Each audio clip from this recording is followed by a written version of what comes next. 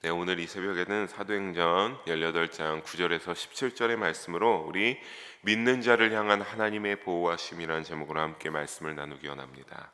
우리가 사도행전을 계속 보고 있는데 이 사도행전의 모습을, 복음을 전하는 모습들, 이 사명을 감당하는 모습들을 보게 되면 삶 속에 주님을 믿는 믿음을 소유하고 주시는 사명을 감당하며 살아가는 그 참된 모습을 우리가 여실하게 볼 수 있습니다.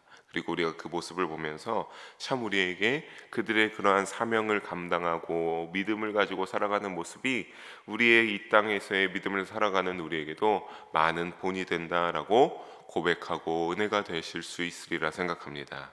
근데 우리가 그러한 내용들을 보다 보면 거기에서 분명하게 알 수 있는 것이 무엇이냐면 그들이 그러한 여정을, 믿음의 여정을 살아가는 일들이 쉽지만은 않다라는 것입니다. 하나님의 일을 하면서 있음에도 전혀 고난이 없는 것이 아니라, 어려움이 없는 것이 아니라, 그들이 그 고난과 역경과 또 때로는 목숨이 위협받는 상황 속에서도 그들은 한결같이 믿음을 붙잡고 그 믿음을 지키면서 진리를 전하면서 사명을 감당하는 모습을 볼 수가 있겠습니다. 때로는 그들이 그 여정 가운데 우리가 지금까지 본 것처럼 주위 사람들이, 같은 동족이 복음을 전하는 것을 방해하기도 하고 상황이 어려워져서 그래서 그 속에서 실망하거나 낙담하는 모습도 보게 됩니다.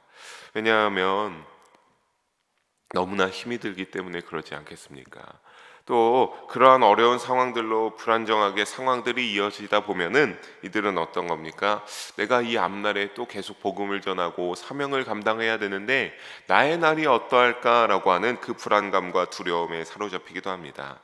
이러한 갈등이 일어나는 상황과 어려움이 계속 이어지는 가운데 우리는 많은 이들을 보지만 지금 사도 바울의 복음을 전하는 모습들을 살펴보면서 믿음의 행동들과 함께 동행하시는 주님이 역사하시는 모습들을 이 새벽에 읽은 본문 속에서도 친히 보여주고 우리가 알 수 있는데, 함께 사랑하는 성도 여러분, 우리가 한 절씩 자세히 살펴보면서 이 시간 주시는 은혜가 우리에게도 충만하게 임하시기를 주님의 이름으로 축복하며 소망합니다. 우리 먼저 본문 9절을 다시 함께 한번 한 목소리로 읽어보도록 하겠습니다. 밤에 주께서 환상 가운데 바울에게 말씀하시되 두려워하지 말며 침묵하지 말고 말하라. 아멘. 밤에 주님께서 그러니까 어떻게 한 겁니까? 사도 바울에게 주님이 나타나셔서 환상으로 그에게 임하셨습니다. 우리 다들 환상이란 거 잘 아시겠지만 환상이라는 어떠한 신기한 황홀경과 같은 현상입니다. 그래서 우리가 뭐 잠을 잘 때나 어떠한 기도하는 가운데 환상으로 우리에게 어떤 신기한 황홀경과 같이 우리에게 보여주시는데, 분명한 것은 무엇입니까? 그 환상 중에서 시각적, 청각적 자극을 통해 하나님께로부터 계시를 받게 되는 것을 우리가 주로 이 환상을 그렇게 가리키면서 내가 환상을 보았다, 하나님이 나에게 환상으로 임하였다라고 우리가 이렇게 표현합니다. 그 밤에 바울에게 환상으로 나타나신 주님께서는 너가 두려워하지 말라, 너가 침묵하지 말고 말하라 라고 사도 바울을 향하여서 말씀하셨습니다. 당시 왜 하나님이 이러한 말씀을 전하였던 것을 살펴보게 되면, 당시 고린도 교회가 세워지는 과정을 보게 되면 고린도에 있던 유대교 회당에서 사도 바울이 복음을 전했을 때 그 복음을 듣고 믿어 탈당한 사람들을 중심으로 세워져 가는 모습을 우리가 이전의 본문에서도 살펴볼 수 있었습니다. 그런데 문제는 그렇게 탈당한 사람들이 진정한 복음을 받아들이고 믿음이 생겨서 그렇게 세워져 갔는데, 문제는 모이는 장소가 어디였습니까? 우리가 이전에 7절을 보게 되면 회당 옆에 있는 디도 유스도의 집이었습니다. 그런데 이 디도 유스도의 집이 회당 옆에 있었으니까 늘 어떻게 했습니까? 디도 유스도의 집에서 예수님의 복음을 듣고 예수님을 믿고 사도 바울과 같이 함께 사람들이 모였다고 한다면, 그 회당에서 또 유대인들이 모이는, 이들을 못마땅하게 모이는 이 유대인들이 모이니 늘 그들 가운데는 당연히 충돌이 일어날 수밖에 없고 당연히 갈등이 일어날 수밖에 없었습니다. 특히 주님께서는 환상 중에 사도 바울에게 두려워하지 말라라고 말을 하셨는데, 이것은 이미 어떤 겁니까? 사도 바울을 향하여서 환상 중에 나타나서 사도 바울아 너가 두려워하지 말라고 주님께서 말씀하시는 것은 이미 뭘 보신 것입니까? 사도 바울의 이 중심을, 마음의 상황을 다 살펴보시고 하나님께서 두려워하지 말라라고 말씀하신 것입니다. 그러니까 사도 바울의 그때의 그 마음의 상황이 어떤 겁니까? 참으로 두려워하고 불안함이 있었다라고 하는 것을 우리는 엿볼 수 있습니다. 그렇다면 우리는 왜 사도 바울이 열심히 복음을 전하고 하나님의 많은 이적들을 행하였음에도 불구하고 그가 불안하고 두려움에 휩싸여 있어야 했겠습니까? 바로 마게도냐의 지역에서 복음을 열심히 전파하였으나 어떻게 됐습니까? 끊임없이 집요하게 방해하는 그 유대인들의 방해로 마게도냐에서 끝까지 복음을 전하지 못하고 사도 바울은 거기에서 목숨의 위협을 받아 피신했어야 했었는데, 그것이 복음을 전하는 중도에 그렇게 피신해야 됐었습니다. 그것처럼 여기 고린도에서도 유대인에 대적하는 그러한 또 그때와 똑같은 현상들이 발생하게 되니까 마게도냐의 경험이 다시 되풀이되지는 않을까 염려하면서 두려워하고 있었기 때문입니다. 이 부분을 아시고 주님께서는 뭐라고 한 겁니까? 너가 두려움에 침묵하지 말고 너의 마음속에 너의 믿음에 있는 그 진리의 복음을 끊임없이 전파하라 라고 담대하게 말하라고 하나님께서는 사도 바울에게 말씀하신 것입니다. 그러면서 주님께서는 그 환상 가운데서 말씀을 이어갑니다. 우리 10절을 다시 한번 함께 한 목소리로 읽어봅니다. 내가 너와 함께 있음에 어떤 사람도 너를 대적하여 많음이라 하시더라. 아멘. 너무나 두려움에 사로잡혀 있던 사도 바울에게 뭐라고 하고 싶습니까? 내가 너와 함께한다 라고 주님께서 친히 위로하여 주고 계십니다. 그러면서 이것은 또 어떤 것을 말하는 겁니까? 내가 너와 함께하며 너를 지키신, 너와 함께 있다라고 하는 건 늘 성령으로 동행하고 계심을 다시 사도 바울에게 상기시켜주고 있으면서 이 성에 내 백성이 많아 너를 해롭게 할 자가 없을 것이니 걱정하지 말라라고 말씀하고 있습니다. 다만 우리가 여기서 대적하여 해롭게 할 자가 없을 것이라고 표현하고 있는 이 표현은 아예 너가 이제 너를 해롭게 할 자가 아예 하나도 없다, 너가 대적할 자가 없다라고 하는 그런 표현은 아닙니다. 물론 우리는 하나님이 능력이 있으시고 전능과 권능의 하나님, 만유의 하나님이시기에 하나님이 그렇게 하시고자 한다면 당연히 그렇게 할 수 있겠습니다.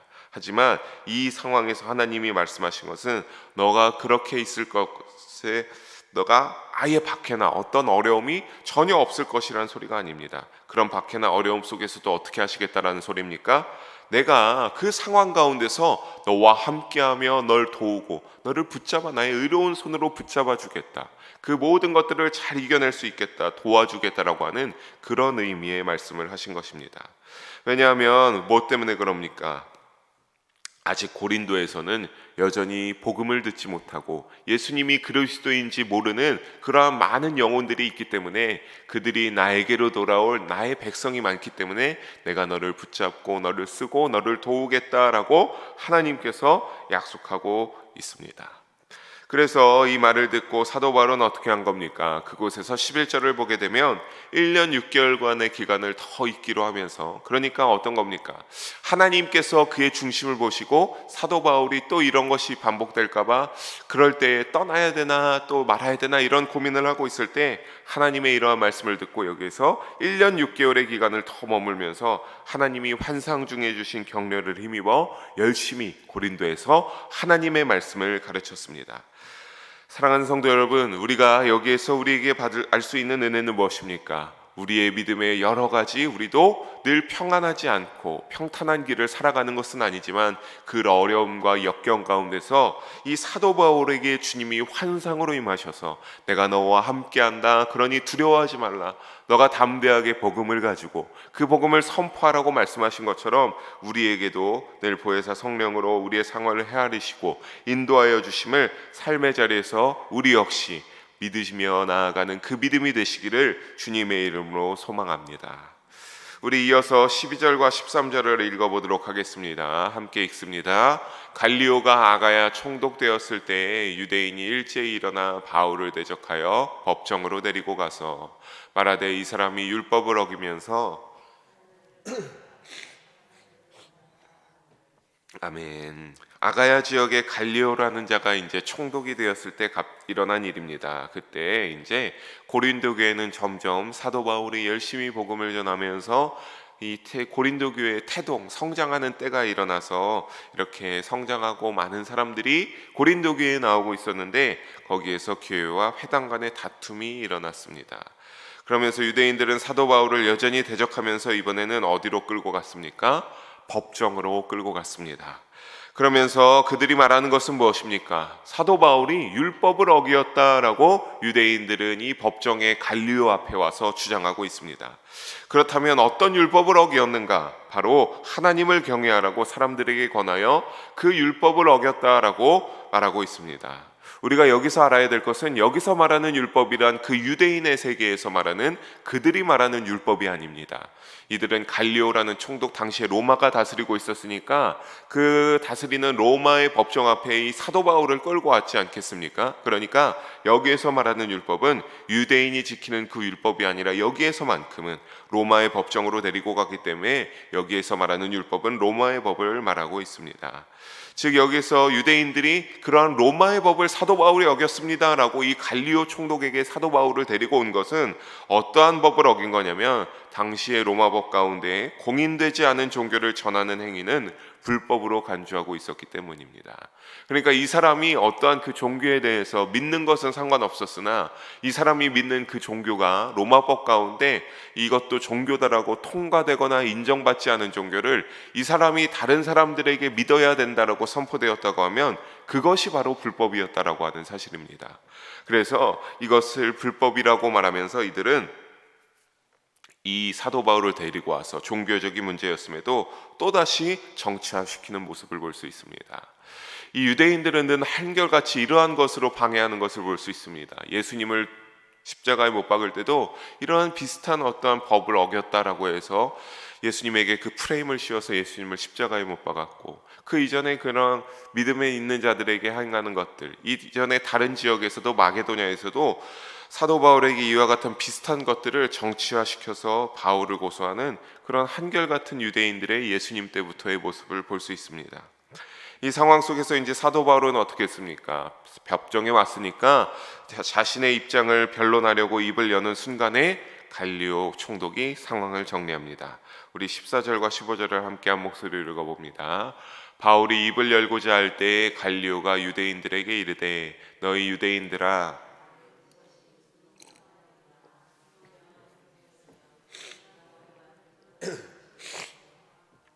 만일 문제가 언어와 명칭과 너희 법에 관한 것이면 너희가 스스로 처리하라. 나는 이러한 일에 재판장 되기를 원하지 아니하노라 하고. 아멘.